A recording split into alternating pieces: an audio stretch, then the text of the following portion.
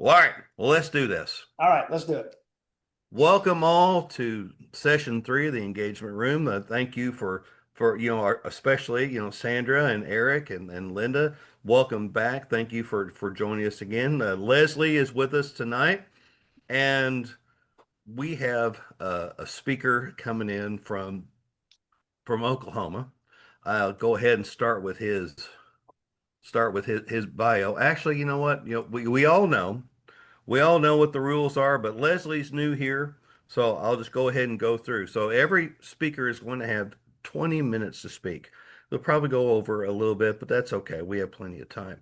At the end of the speaking time, we're going to go into a Q&A or discussion time where each of you can ask our speaker, our celebrated speaker that's here, any question you think about the content, his background, whatever it might be, because this is a time where we as Toastmasters, as leaders, as communicators, we can actually engage our speakers because we don't always have an opportunity to do that because there's just no time. So now in the engagement room, we have this opportunity. So Leslie, there will be some timing as you saw, but pretty much, the floor is going to be Kevin's. He's going to have his slides, and we're just going to let him go. We're going to enjoy what happens. So let's get started here. So our speaker, Mr. Kevin Harper, is a nationally recognized executive leader, strategist, and nonprofit innovator with more than 2 decades of experience guiding organizations through growth, transition, and transformation. He's a former president and CEO of Food on the Move, and he grew this organization as a small local initiative to a multi-million-dollar enterprise with over $11 million in assets and over 100 cross-sector partnerships. He's also the founder of the Nonprofit Coach LLC, where he equips leaders and organizations with tools to maximize influence, strengthen boards, and drive mission success. He has a wide spectrum of clients, ranging from CEOs, nonprofit executives, celebrities, and even the next generation of change makers through mentoring high school and college students. And he is an influencer on social media, especially TikTok. He's known for blending practical strategies with relatable sports-driven analogies. He delivers clarity, confidence, and actionable insights. His speech tonight in the engagement room is the power of no, energy, focus, and resilient leadership. Let's please give our speaker, Mr. Kevin Harper, a big round of applause. All right, cool. All right, I'm going to share Kevin, my. the floor is yours. Awesome. Okay, am I sharing okay? See the Yeah. slide? Awesome, awesome. Well, thank you all so much. Very much an honor to get to be here tonight, speak to you on a subject that's near and dear to my heart. And the reason why is it's a difficult subject that I had to personally learn through trial and error and all of that fun stuff. So look forward to kind of pass this along and then maybe have some good Q&A at the end because I know that there's a lot of great things that come out with the power of no. So really, really excited to get to talk to you tonight, and we'll make sure that we stay on time. And I don't want to get in trouble by Tim, so we'll keep going and do it right this way. So, but I believe that the power no is the most powerful word in the English language, but it's also very, very much underused. I've learned that most of my life. I was thinking back just on my way home tonight, back in college when I think my couldn't start saying no back then. I was in college. I had a pickup truck. My roommate didn't. He had a pickup truck. He blew the engine, and he needed someone to take him to Arkansas to get a new engine. And he's like, kept asking me. I was like, okay, I'll go. And we had to go straight there and straight back. It was a Friday night because Saturday at noon we had something else going on. And I had never really been to Arkansas, and so we went from Nashville to Arkansas and back. I don't know how we made it through this trip. It was terrible. Everything happened that went wrong. We were so tired. We were exhausted. I didn't want to go. I should have said no. I didn't. I remember the three of us driving back, and like every 30 minutes, we're changing drivers because we were so tired trying to get back to Nashville. And that trip between Memphis and Nashville, especially, just seemed like it was 6 hours long. And I just kept remembering myself, why did I say yes? Why did I say yes? And I'm sure that we've all been in that kind of situation. I bet that we can all relate to being there in a situation where we wish we would have said no when we didn't. But you know what? We have to learn from that situation. So that's what we want to talk about tonight. Really kind of talk about how that does and how the power of no, like in our being, when we want to say no, we should say no. Because there's that moment where we say yes, we agree to another committee or another project or another meeting or whatever, and now our plate's just overflowing. And so the purpose of tonight is for us to learn how to say no without guilt, and protect your energy, your focus, your leadership.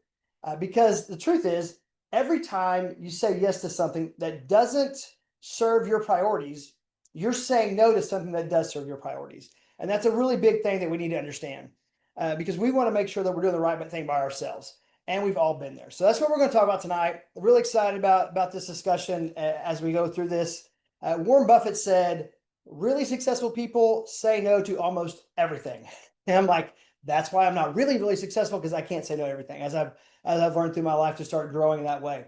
And so as we walk through this, we'll talk about some things, and we're going to start with this idea of this power that I know is your superpower, because it really is a foundation for you to do great things. And there's three things here, and the first one is protection. So understanding this whole idea of protection, saying no protects the things that are most important to you from distractions. It creates a barrier around you that truly matters, ensuring that energy is flowing the right way and that you're doing the meaningful work that you're doing, and you're not scattered with obligations. So it's a superpower. I mean, it is, and we all need that protection. And a lot of times we don't always understand that. We don't really grasp that. So really understanding that it does help protect us, but it also provides clarity. A clear no shows leadership that builds and trusts, and it really does. When someone knows where you stand, they respect that. They respect your boundaries. They understand your priorities, because ambiguity really breeds confusion, and it breeds a lot of lack of confidence, and clarity breeds confidence. And we want to make sure we are clear. People know where we stand and what's important to us.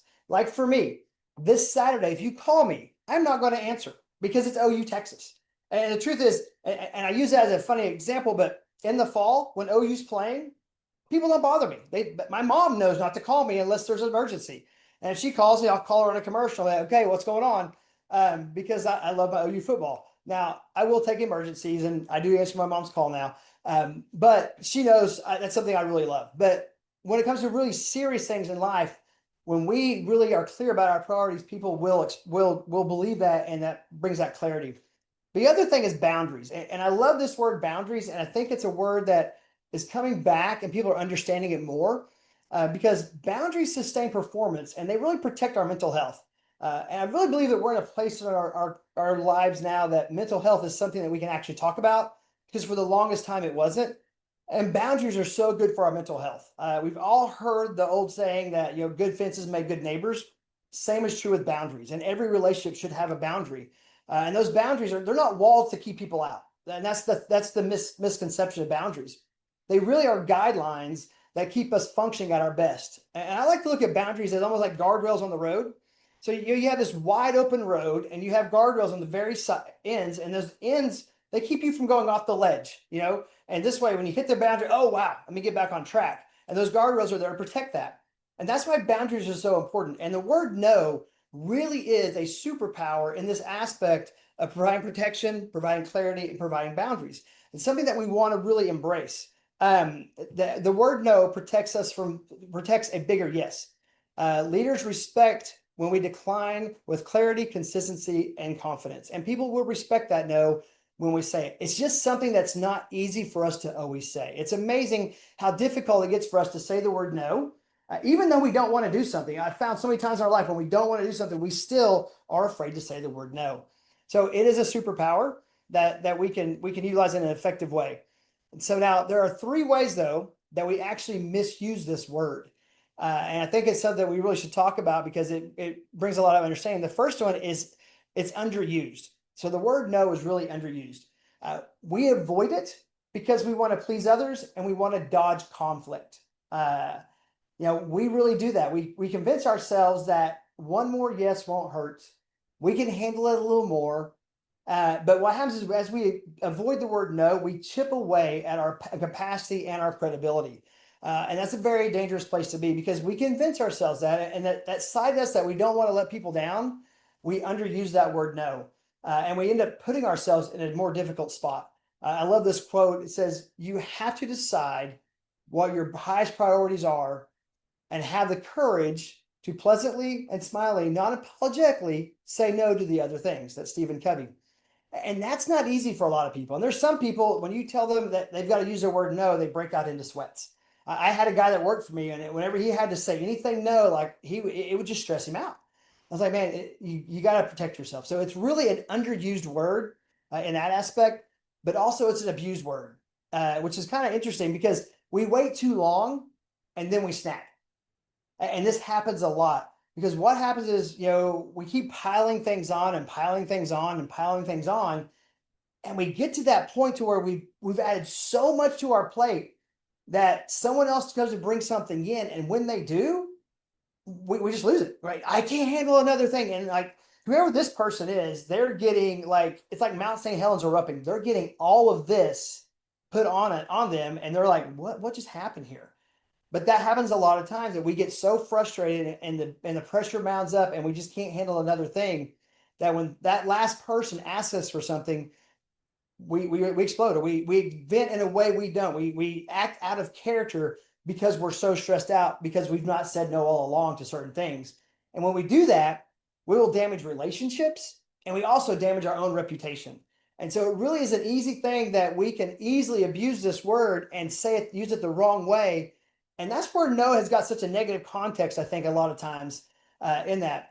I love this next quote. It says, speak when you're angry and you'll make the best speech ever when you'll regret. And so it's so true because when we say it, when we're at our anger, man, we regret it so much. And finally, the last thing about the word no is it's misunderstood. People think no is selfish, and actually, it's a strength. And I just had this conversation with my daughter tonight, and we were talking about this very thing. And she's having a birthday coming up, and she's going to go to Dallas with some friends, and they're going to watch a concert. And she didn't want something to happen, and she says, I don't want to say no, Dad, because I'm being selfish. I said, no, you're not. I said, that's not selfish. This is something you're doing. You're paying a lot of money. You're going to celebrate it.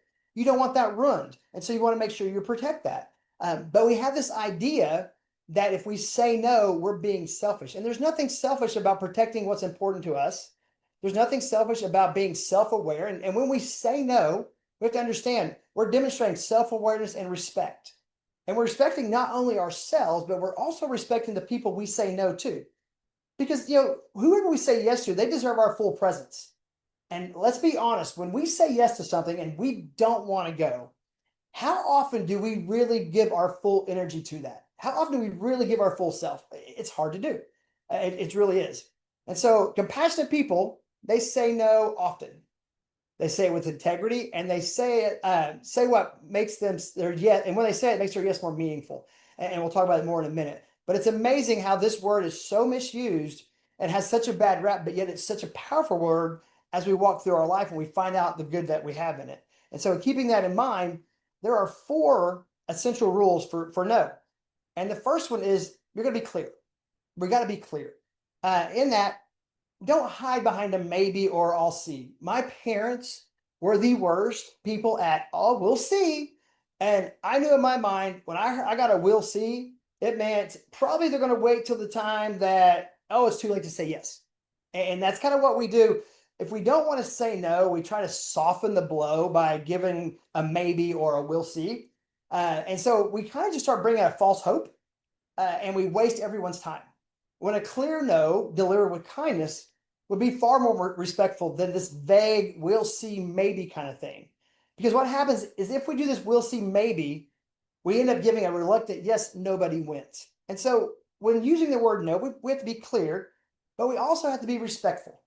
And that's very important because we all value relationships. And mainly the reason we say yes all the time is because of the relationship. But when we're respectful, it respects that relationship in an amazing way. Because your no should never diminish the person asking. We acknowledge the request, we express our appreciation. We thank them for the consideration, but we're like, I'm sorry, I have to decline. And we say it in a very loving, professional, warm way. Nothing wrong with that. We'll even talk about some ways in a minute how to do that. That's a very respectful thing to do. And people will respect that. But in our mind, we think, oh, I got to help this person out. Not always the case. So we be respectful. The next thing is we have got to be brief. This is a trap. Don't over explain when you're using the word no. Never over explain. And this is something that so many people do, because a lengthy justification, it sounds like a lot of excuses, and it almost always invites a negotiation. And what I found, even in my life, and maybe you can relate to this, when I start giving excuses to someone why I can't do something, they tend to start giving me reasons why those excuses are bad. And then before long, I find myself saying yes to something I never wanted to do. And I thought I was locked and loaded with a ton of reasons why I didn't need to do this. And now this person has shot holes in every one of my ideas. And now I've got this reluctance. Yes, I'm going to this thing. And what happens when someone goes somewhere when you know they don't want to go, but they say yes, and you don't want to go and you say yes? That's just a bad situation, because the person that you've said yes to, they kind of feel bad because you're going. You don't want to go, so you feel bad for going. And now you've taken something that could have been good. You didn't want to go. Now it's even worse. And so we have to be very brief in our no, because if we're not, it's going to really come back to bite us. And so it's very easy to say, hey, I'm sorry, I can't do that. Because the more you explain, the weaker our boundary becomes. So it's always important to be brief whenever we do that. The other thing is be consistent. Use the same criteria every time. And this is so important for us. We should have our standards of what's important. And we'll talk about that more in a minute. But this is the criteria. This is why I said no. Here's my decisions. This is my decision-making framework, and it's very clear. And people will begin to understand those priorities, and they will begin to respect those priorities, and they won't take no personally. Consistency always builds trust and clarity and credibility. And so as we're saying no, it's so important for us to be very clear, be very respectful, be brief, and be consistent. And side note, don't feel bad. I'm giving you permission to not feel bad about saying no. And so, and there's some simple phrases that we can do, like, that doesn't align with my priorities right now. Or I'll start putting these in, or I don't have the capacity to take that on. I need to focus on my current circumstances or commitments. And, that's outside of my area of expertise, or that's outside of my focus this quarter, whatever it may be. There are so many simple ways that we can say no in personal situations. You know what? I appreciate you thanking me, but I can't take that on right now. I'm protecting my time for other priorities or for my family, or that doesn't work for me. There's so many ways we can say no very simply and very short that will just keep us moving in the right direction. And that honestly keeps the relationship good and keeps us from having to commit to things that we don't want to do. And so in keeping that idea, no really becomes a very big growth tool. And so this is some interesting studies that's come out. So 80% of people, of leaders who say no, show they have less stress. Isn't that amazing? So professionals report reduced stress after setting clear boundaries. 3 times the goals achieved. So leaders who say no effectively are 3 times more likely to hit their goals, and 65% give greater clarity. So teams led by boundary conscious leaders report significant improvements in clarity. All this is true. Why? Because there's margin. Because there's margin. They've learned to say no. They protected their time. They're not just, and these aren't just numbers, you guys. These represent people who have transformed their leadership because they actually protected their team, their self. They guard their energy, their focus, and they've multiplied what they can do. And it's really a great tool to understand that no really propels our growth in such a great way. And so as we move forward in life, we need to start realizing that the art of leadership is saying no, not yes. And it's, as Tony Blair said, it's very easy to say yes. It's very hard to say no. But saying no is the best thing you can do. You do for yourself and for your team and for your family completely. And so I think there we go. So a critical question, just something to think about. What would your leadership look like if you guarded your focus and as carefully as you guard your calendar? Because we're always playing our calendar. What if you guard your focus? What were you able to say? How would that look? Something I want you to think about in the back of your mind. If you have that paradigm shift, that just kind of thinking at how no could really make a big difference. So in doing so, let's talk about putting this into practice. So we're going to start small. And that's an important thing. Say no to one meaningful thing a day. Just say no. The point is, you're not being difficult. You're not being negative. But what we're doing is we're deliberately making choices to protect what matters. And so you're saying, okay, I'm going to say no to something to protect what's meaningful. So we're going to start small. We're going to clarify priorities. Know your yes before your no. No, be very crystal clear on all these matters.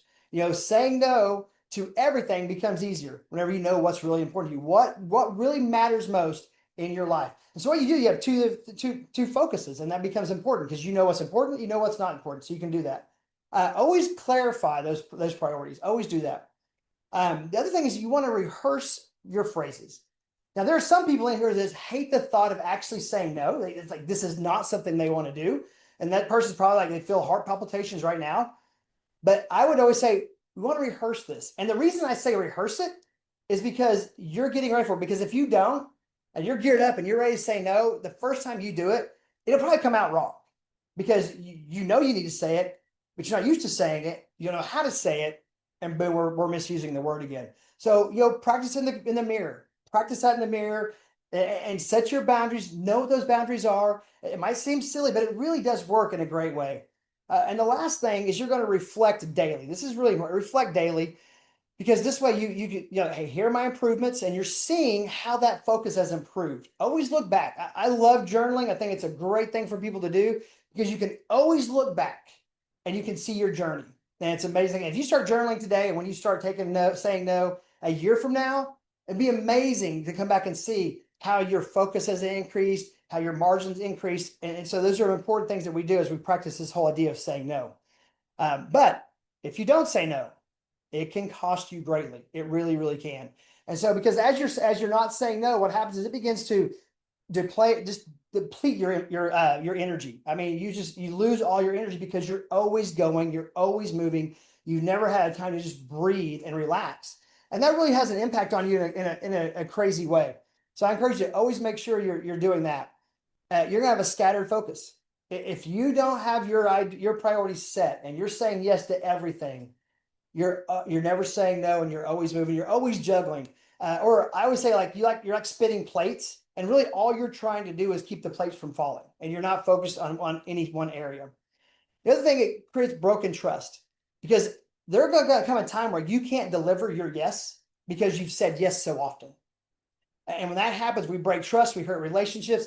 And 9 times out of 10, what really happens is we end up hurting those we love most. And we break trust with those we love most because we're saying yes to all this other thing that makes it life hard. And then finally, inevitably, you're going to hit burnout. And I've been here before. There's nothing worse than being burnt out because you've said yes so much. You're burning the candle at both ends and in the middle. And in doing so, you're now burned out. And when you burn out, it has so many health implications. And you're hurting relationships, you're hurting yourself, you're putting yourself in a bad situation. And so I encourage you, be very careful on that. Saying no has deep consequences that we want to make sure that we keep in mind so that we become the best we can be. So finally, I think we're going to start small, clarify the priorities, rehearse and reflect. All those are very important. That slide got in there twice for some reason, I'm sorry. But very important that we do these things so that we're ready to move on to the next level and be the best we can possibly be, because that's where we're going to really grow in the most ways. And so as we're doing that very thing, the truth is when we don't say no to others, we're saying no to ourselves. Now I want that to sink in for a minute. When you're not saying no to other people, when you're letting that continue to go on, you're actually saying no to yourself. And so we can easily, with grace and with focus and with peace, we can actually say no to people. We can honor our priorities. We can respect ourselves, but we can respect other people in the same manner by keeping these healthy boundaries and learning to say the word no. Because I find, especially in corporate America, so many times we have so many things coming at us, and then we go home, there's all these things, everything's coming at us in so many ways that we overcommit ourselves so much that we have no margin for anything. And when we don't have margin for something, what's going to happen? Eventually, we're going to break. And that's true.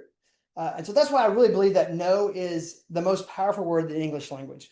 And I believe that when we use it effectively, it brings people closer together. It creates respect, and it makes a bond with others that makes life better in all actuality.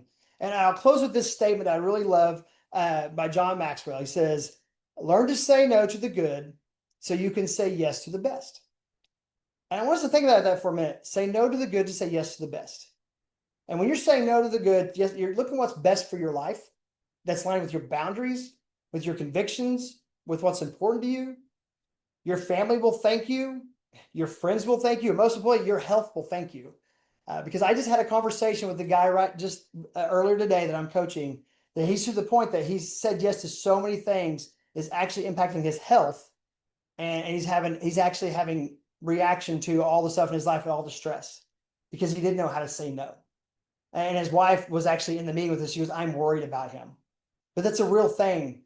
When we don't say no, it brings on so much stress on our body, and it hurts the ones we love most. So I want to challenge us as we're walking through life. I want to challenge everyone. Make sure we're willing to say the word no, but always do it with grace and do it with love, because people will respect that. And don't let yourself get so frustrated that we say no at the wrong time in the wrong way and we hurt relationships. So anyway, that's the power of no. So thank you guys for your time. I appreciate it. And I'll turn it back over to Tim.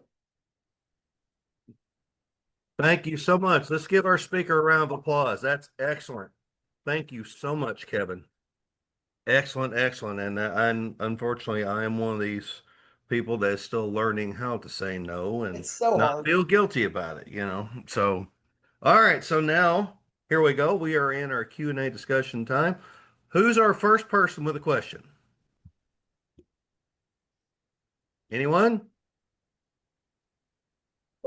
Well, I've never been shy, but I do have time saying no. And usually I have a hard time saying no when flattery is used as a device to get me to say yes. I'm learning, Mhm. but can you help me learn faster? But I think I've been in that situation. I know people. I've got a couple people that come to mind that are very good at that, and so it's almost like they pay you those compliments because they feel like they've added more value of why you can't say no. They buttered you up so much. Really, it comes down to first off, I'm going to go on that. I'm going to err on the side they're not intentionally being manipulated, but they're actually they're unintentionally maybe trying to manipulate your emotions when doing that. But it comes back to understanding who you are and realizing that even though someone's flattering you and you're good at it, if it doesn't align with your priorities, you're still hurting yourself. At the end of the day, you're like, hey, I appreciate, and I always return back and say, really, I appreciate everything you've done for me. I appreciate the compliments, and but this isn't something I can take on right now. And really just have to stand those grounds, because they'll stop doing that. I've actually put this into practice before, and I saw someone stop. They just would just, oh, okay, can't do it, and he started accepting it. And what I've really known, and it's true about boundaries when we start putting these in place, because I was one that did everything for everyone else to my own detriment. I was very bad about that. And so when I finally put boundaries in, that was hard for people to accept. And especially, so for the first 30 days, it was a battle, because every time it felt like people were trying to knock those boundaries down. But when I didn't cave, then they accepted them, because I was the one that allowed it. So then I had to go through the pain of keeping them up until they accepted it. And that's just a reality of that. But once you stay strong, then people begin to understand they're going to do this and they're not being mean. But it's never easy at first. And honestly, and most leaders, they want to serve. And so saying no is not the easiest thing in the world, because you want to serve others. You want to be the best you can be and help them be the best, especially when that's a talent you have. So Yes, Linda. I have a comment. Sometimes I need to think things through a little bit longer. So I will say to them, I'll get back to you at such and such a time. I don't say I'll just get back with you. I'll put a limit on the time, because it takes me a while to really analyze the positives and negatives. Mhm. And that's what I do. But I do overextend myself by saying yes too often. This has been very insightful for me. uh, Thank you, Kevin. well, thank you. I want to piggyback off you said. I think that's very wise, and I think that's something that we always have to acknowledge. There are some of us that we can think about it. We can make a quick decision because that's how we work, and others of us need more time. And I think that's a very wise thing to do. And anytime that we tell someone that we need time, if we give them a say, hey, I'll get back to you by this date, we're not doing that whole, oh, maybe thing. We're letting them know this is serious. I need to think about it. And here's my commitment. I'll tell you by this time frame. So this way they know you're not blowing them off. So I think that's a great way to do it, Linda. That's really wise. You know, it's one thing like with organizations like Toastmasters, especially when it's a niche thing, it's not for everyone. And of course, we all know that every organization that anyone's a part of, whether it be the American Legion, Rotary, whatever, there's only going to be a certain number of people that are involved. And so there's going to be pressure for periodically to get directly involved with that. And so there's pressure in that. And it's like maybe that's not what you want to do. Yep. But nonetheless, it gets to a point that you get guilted into being Yep. to say no, and it turns into more stress just to be that way, you Oh, know. absolutely. Yeah. I think the rule is it's generally rule 20% of the people do 80% of the work. Oh, I agree with that. Oh, Yeah. seen it. Yeah, well, I mean, I mean, Yep. he, Eric, Kevin is also a former pastor. So he's seen this in church too. And I didn't bring that Yep. up because it wasn't in his bio. I've learned that about him, but yeah, you've seen that in church as Yeah. well.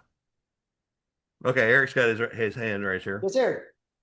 I was going to say it was interesting. We just had our theme of the day back in August at my Toastmasters Club was no is a complete sentence, Oh, yeah. I right? love that. And that goes along with not explaining. No is a complete sentence. And it was a great meeting, and there was a lot of things to tag on with that. And I was self-employed most of my adult life, so I did say yes a few times when I shouldn't. But we learned, my wife and I learned very fast that whenever we say yes to something that we knew we shouldn't have done, we regretted it. It took like 2 times, and we're like, no, we're gonna work our own plan and not let somebody else dictate what have you. But and because it usually goes bad. And when you talked about how you shouldn't explain or you shouldn't be wishy-washy about your excuse about saying yes or no. And it just brought to mind Robert Greene's book, The 48 Laws of Power. Louis XIV used to freak out his court because they would come to him with all these questions, and some of them life and death. And he would always end his thing with, we shall see. And he just leave these people hanging. And you didn't know what was going to happen. I mean, his guards might show up in a week and drag you back to the castle and, I don't know, chop your head off or whatever. I mean, you didn't know. And it was just popped into my mind when. That's interesting. That's terrible. Kudos to you guys for learning after 2 times. I wish I could have learned after 2 times. Took me much longer, but a good job at learning. Well, I mean, and being self-employed and working in the corporate world is 2 different things. I mean, my wife and I ran it, so the only person I could say no to was my wife. And we worked that out. So. But for clients, we were able to, work it out. That's funny. Thank you for your talk. It was very good. I really thank you. Thank you. You're welcome. Thank So, Sandra? This is a very important topic. And it seems like you could have used 2 hours instead of 20 minutes. Mm-hmm. Is that your normal speaking rate? Or were you cramming it in? Honestly, it depends on the audience. I was telling Tim earlier, I realized like when I was in ministry and I was speaking every Sunday, you found that really after 25 minutes, you were losing your audience. So really, but when he told me the time frame, now I can go longer and I can allow me to go more in depth, but it just depends on what is happening. And then, I'm comfortable either way. But also I want to make sure I don't lose people. And yeah, I wish you had had more time, or as I say, a bigger hammer. To not nail everything so quickly, because my brain doesn't necessarily work that fast, and on a topic that I feel like I should be slapped in the forehead with every morning. It was so fast. I'm gonna get the recording from you, Tim, because I have all the notes in a PDF that I'm going to send to Tim that he can send out. okay, So good. everything's built into a PDF that will go out to. And I've done those in a separate PDF, Tim, today, and I'll send those to you. You can send that's awesome. Thank you. Thank you very much. everything you have is in a 1-year little church pamphlet of prayers that I need to have down. And yes, I used to go to church a lot. And I need to have them broken down into Sunday school lessons because I think the sooner we would have learned this, instead of always being told, oh, maybe, by my parents as well. I have become too permissive with my yeses. And I need to put more value, have more trust and value in myself to say no. And I think that's what for me is missing, is just, well, am I all that good? Well, maybe I should say yes so that I get better known. And that's all vanity. And that's where I'm having my social anxiety or my anxiety attacks every day. Because I want to please everyone. I think a lot of us deal with that. I think that's a true struggle with a lot of us, and that's why we say yes so much, because we want to help, we want to do, and we forget that we are important, and you can't serve with an empty cup. You really can't, and that's why it's so important for us to realize that it's okay to say no. Leslie, you had your hand up right I after. have a, Yeah. yeah, just to toss out a scenario and see what you would offer, Kevin. Suppose I have been very careful about, let's say, giving out my yeses, and then something unexpected comes along, whether it be a good thing or a bad thing, and it leads me to reprioritize things.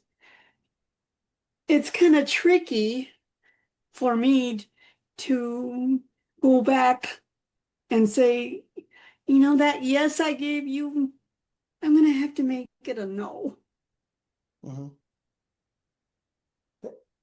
First, it's okay to do that.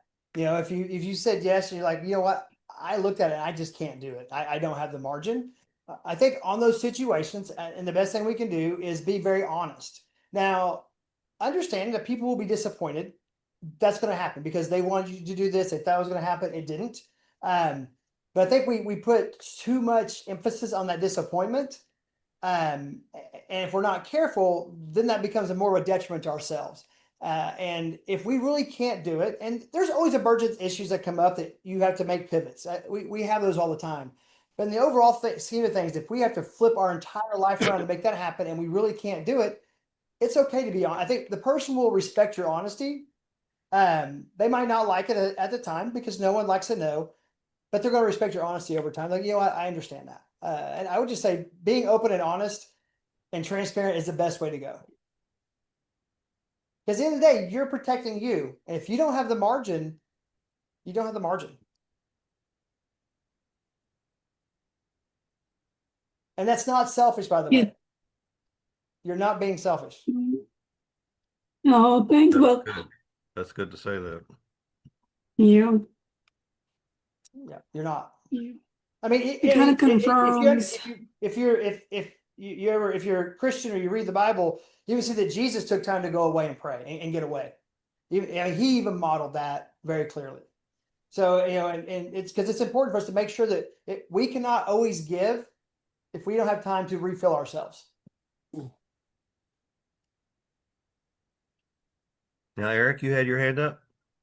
Yeah, I was just going to say I have an affirmation that I think about every day. I have it on my computer. It's be selfish with your time. A lot of people don't deserve it. and if you have trouble with, like Sandra, you just said, and Leslie, it's like, especially in Toastmasters, when we're trying to sponsor new people or recruit new people coming in and we send them things and they don't respond. And sometimes it's like, there's another affirmation. This is from Mel Robbins. And she was saying that if they wanted to, they would, number one. Number two, no response is a response. And number three, not everyone shares your values, your goals, or your heart. And that's okay. And then I added on to that, focus on the people that are showing up. Eric, can I ask you to repeat that phrase? Be selfish with your time. Be selfish with your time. A lot of people don't deserve it. It's kind of rough, but I don't say that out loud too. It's a true one. There's I love nothing it. wrong with that at I'm going to all. write that on my mirror. Yeah. I If you I'm just- in there. I have a mirror markers. I'm going to write that on my mirror. I like that. Right. It's like what you said about Jesus going off to pray, right? He Yep. needed time for himself every once in a while, and so do we. And if we just keep giving our time away, and then did you want the Mel Robbins one as well, Sandra, or no? Did you get that? Oh, yeah. Oh, you got that. That's great. I love that. Yeah, because I was my sister recently she accused me of being selfish about something, and I said, you know what though, if you're not selfish and you're giving and you like you said, you empty your cup and you don't have any way to fill it back up, being selfish from time to time to take care of yourself is a good thing. Yeah. I mean, because you got to keep on going. Mhm. And people will bleed you dry and they don't even know what they're doing. They just have a need and you might be friendly to it or maybe a friend or something like that. It's just like going, I'm sorry, not running you off, but I mean, The truth is, if you don't learn to slow down and take time for yourself, your body will do it for you. oh yeah. You Oh know, yeah. your body will do it. Yeah. So you'll Yes, do it one Andrew? way or another. Oh yeah. I always feel that when I say no, I need to apologize. Yeah. Yeah, and you don't. And so I'm working with a mentee that I cannot tolerate anymore. She's driving me crazy. All she does is do what I'm doing right now, complain. And I'm trying to help her because she does have a great mind, great ideas. She wants to help people to learn about bullying and help kids prevent and all that kind of stuff. But all she does is complain about, this or that. And I've said 3 or 4 times now. So instead of telling her no, I've made excuses. Oh, I'm out of town. And I think it probably would be best for her if I were honest and just said no. Yeah. And it'd be better for you too. Yeah. Because that's going to create anxiety on you because like, what's my next excuse and how do I get and just make the clean break. Yeah. It's uncomfortable in the moment, but it's so great after that. Yeah. And it It's becomes like- easier over time. It's like the political climate that we've been in for a little bit. A lot of people are upset about stuff. It's strained families. Yeah. It's strained friendships and other relationships. And if someone's going, like I run into this with my girlfriend all the time. I was like, you could be upset about things all the time, but are you writing your congressman? Are you working with local groups? Are you trying to make a difference in your area other than fussing about things all the time? Because just like what Sandra is saying, it's like, you can fuss about things all the time, but if you don't ever take action, Yep. like join a group that does things in the community, join a political action committee, do letter writing campaigns, make phone calls. If you never do anything but fuss Yep. and harp on things, all you're doing is expending energy and giving it to something that really doesn't really, it shouldn't have your time anyway. It's like speaking to the screen all the time. that old thing was from the 70s where you're yelling at the video game or you're yelling at the game show like Wheel of Fortune. It's a lie. It's a lie. It's like, how did you do? How could you think that? It's like going, they can't hear you. I mean, it's okay to express this, but you're really not going anywhere. And I mean, we're all older in our 20s, and you know what? Sometimes we just don't have time for that anymore. It's time to best. Let's just focus our time and let's just take action and do the best we can. Mhm. Even in our organization, there are times where let's get it done. And let's not fuss about it too much. Let's take action. Another thing, Sandra, I would also say is if you're mentoring this person and they're just not listening, you can't want it for them more than they do. And if they're not willing to be molded and shaped, then you're really spinning your wheels. And I've been guilty of that. I wanted it more than the person did. Even though I saw the potential, I knew what they could do. If they weren't willing to accept the correction and the pruning and the leadership, your hands are tied. Right. I got something with that. If they're not at least 51% in, if they're only 49% in, I can't pull them across the line. Right. They got to be 51% invested. If they're Yeah. not at least, I mean, hopefully they're more like 80 or 90% invested. Yeah. But if they're 51%, I can move them forward. But if they're 49, I'm too old. I'm too old. I don't have the energy. Mhm. That's great. That's great. Or maybe you have a better idea of how to utilize your time instead of expending it pulling the horse in to drink the water, Well, Yeah. I mentor people all the time. I'm up to 27 mentees Oh, good Lord. in the time I've been in Toastmasters. And this is the first one That's great. that I feel the most frustrated with because I'm saying no to other people instead of her. Mm. It's like you know that, Kevin, from being a pastor. People come to you for advice and what have you, and they would never take action for themselves. Yeah, you gotta act. Yeah. It might be the best thing for both of you to part ways, and maybe she can find another one that maybe she'll listen to, but maybe not. Maybe it depends on how moldable she is, but if you could do more, and you're at that point, I would say time to just say bye Yeah. in a nice, loving way, of course. But Right. Yeah. I mean, I've been frank with her and saying that I'm frustrated and let's stop complaining and let's start moving. There's only so many times I can say that. And my well is dry. Hmm.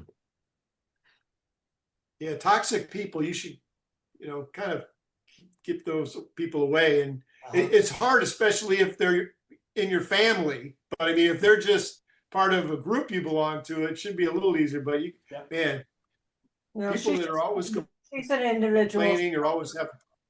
She's over in Rome, and yeah. I don't know. I would find a new mentor for her, like Kevin said. You're talking about a gentle transfer, so to speak.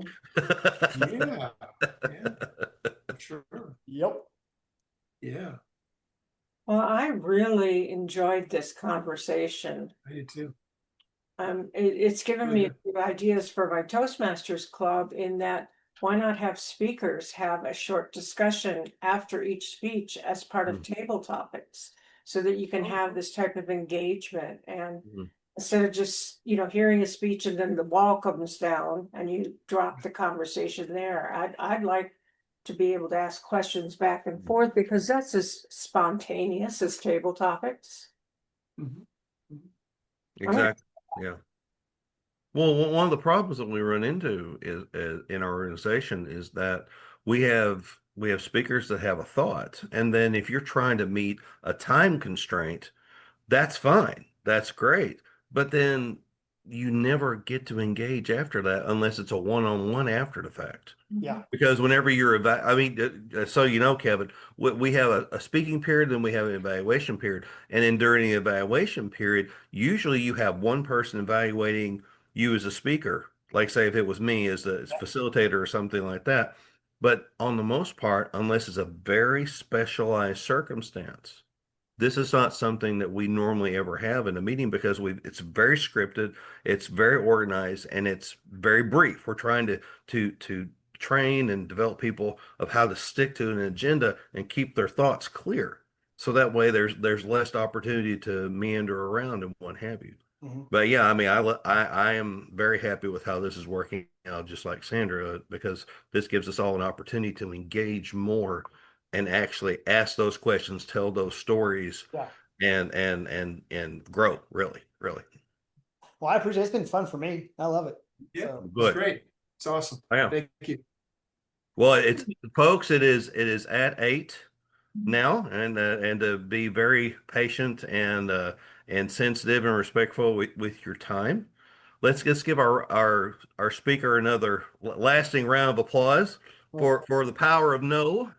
Thank you, Kevin. And I'll send these notes over to you tonight. Yes, thank you so much. Yep. And I'll be sharing that with everyone. And if if you want to do, I don't know what your schedule is for doing lives or anything like this tonight. You know, you were on forever yesterday. I swear every time I logged on TikTok, you were doing a live.